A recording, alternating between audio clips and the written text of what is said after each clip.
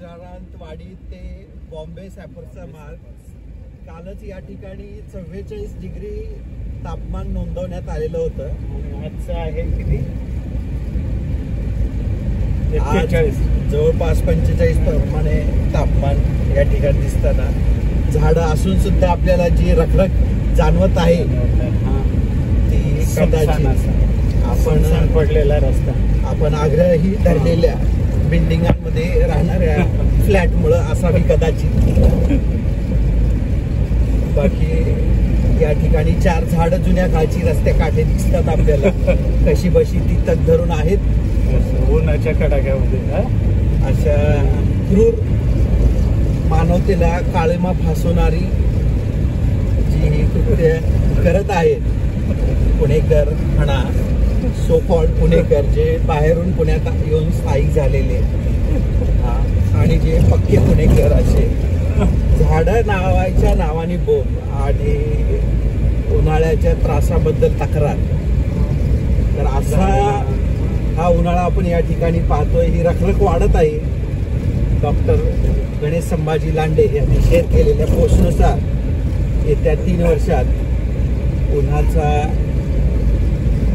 पारा या ठिकाणी, तापमानाचा पारा सर्वोच्च जाईल असं 100% जाईल असं 100% वाटत आहे, भासत आहे. पहा ती रखरख पहा ती काय ती रखरख आहे.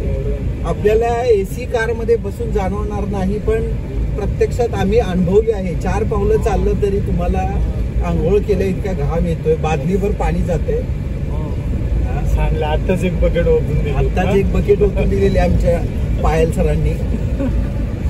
आणि ही जी रखरख पाहताय उन्हाचा हा प्रचंड तडाखा या ठिकाणी. आणि तसंच इथं उन्हात युज्ड कार ठेवलेले आहेत. उन्हात या ठिकाणी युज्ड कार विकण्यासाठी ठेवलेल्या आहेत. त्या खरं तर त्यांनी आता डबल युज्ड म्हणून घोषित केल्या पाहिजेत, कारण ऊनच इतकं प्रखर आहे की डबल घोषित. 2-2 लाख रुपये डिस्काउंट मारून विकायला पाहिजे. 2-2 लाख रुपये डिस्काउंट मारत विकल्या पाहिजे. या ठिकाणी आपण पाहत आहात हा बॉम्बे सॅपर्सचा रोड आहे. आपण विश्रांतीवाडीकडून मार्गस्थ झालेलो आहोत आणि या ठिकाणी बॉम्बे सॅपर्सचा सिग्नल येऊ पाहत आहे. पोलीस असू शकतात म्हणून सीट बेल्ट वापरायचा.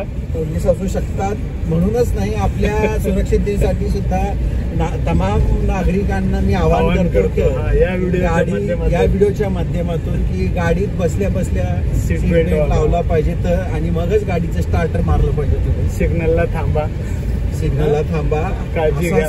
कसा सिग्नल मोडायचा नाही हे मी दाखवतो तुम्हाला. असा सिग्नल मोडायचा नाहीये, आपण मोडलेलं नाहीये सिग्नल. आपण केवळ व्हिडिओ दाखवण्यासाठी प्रेक्षकांना या ठिकाणी असं बिलकुल करायचं नाही. आपण पुणेकर आहोत, शिस्त पाळायची ट्रॅफिकची. टेम्परेचर कितीही असो सिग्नलला थांबायचं. टेम्परेचर किती असो सिग्नलला थांबा. 2 व्हीलर वाल्यांना थोडंसं ते अवघड जाणार आहे. या ठिकाणी उन्हात ते आंघोळ करतायत नहात असताना. या ठिकाणी आपण पाहत आहोत काळी कार आहे, पांढरी कार आहे. त्यांना प्रचंड उन्हाचा तडाखा आहे. 8 सेकंद थांबले असताना सुद्धा सिग्नल तोडतात आणि मागून लोक हॉर्न वाजवून नाविलाजाने आम्हाला 3 सेकंदावरती तोडावला. तू पहा, लोक झाडाच्या सावली खाली त्याचा आस्वाद घेताना. लोकांना सावली इतकी प्रिय आहे, पण झाडे लावायच्या नावाने बोंब आहे. बघा ही सगळी या ठिकाणी पोलिसांची गाडी, झाडं लावली पण पाणी कुणीच टाकले. पोलिसांची गाडी सुद्धा या ठिकाणी सावलीला आडोसा घेताना, पण झाडं लावण्याकडे दुर्लक्ष आणि लावणाऱ्यांनाही लावू देत नाही. या ठिकाणी बॉम्बे सॅपर्सचा बोर्ड आपल्याला दिसत आहे वरती. बॉम्बे सॅपर्स म्हणजे मिलिटरीचा एरिया आहे. Silent, discipline. अजिबात हसायचं नाही या ठिकाणी, कसलेही आवाज काढायचे नाही. आणि असं शांततेत समोर गेल्यानंतर कुठला ब्रिज इला? होळकर. जे दांडेकरांनी होळकर म्हणतात तो नव्हे, हा खरा होळकर ब्रिज आहे.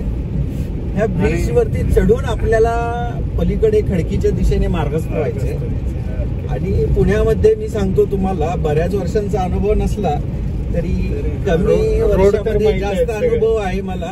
रोड कुठून कुठं जातात, कुणाला कुठं सोडतात, कुठून घेतात, विश्रांतवाडीत किती बोलतात लोक, हे आकाशला कधी जातात, कोणाच्या फ्लॅटची चावी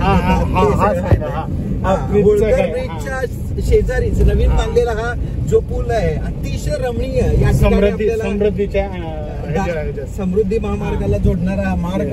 या ठिकाणी उजवीकडे पाहता डावीकडे मुंबई लिहिलेलं आहे, उजवीकडे फक्त खडकी. म्हणजे ज्या वाहनांना फक्त खडकीत जायचंय त्यांनीच इकडे खडकायचंय म्हणजे जायचंय असं म्हणायचंय मला.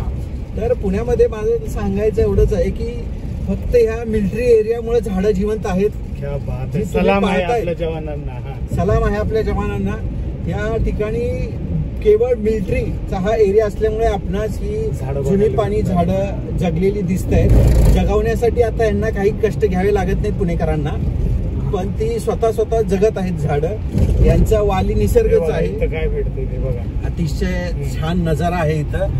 पहा आपल्याला जागोजागी या ठिकाणी लिंबू सरबत का पण का प्यायचं, लिंबू सरबत का प्यायचं हा एक महत्वाचा प्रश्न आहे या ठिकाणी पायल सरांनी उपस्थित केलेला आहे. नेहमीप्रमाणे लागणारी ट्रॅफिक ही फिक्सच आहे. नेहमीप्रमाणे जसं अजिंक्य पाटीलमध्ये अगोदर घोडा लागायचा तसं या ठिकाणी ट्रॅफिक लागते. भारत सरकारची गाडी या ठिकाणी पिवळी पट्टी असलेली नेहमीप्रमाणे लागलेली आहे ट्रॅफिक. नेहमीप्रमाणे लागलेली आहे ट्रॅफिक. तरी पण या झाडांमुळं या ठिकाणी थांबणं सुखावह होतं.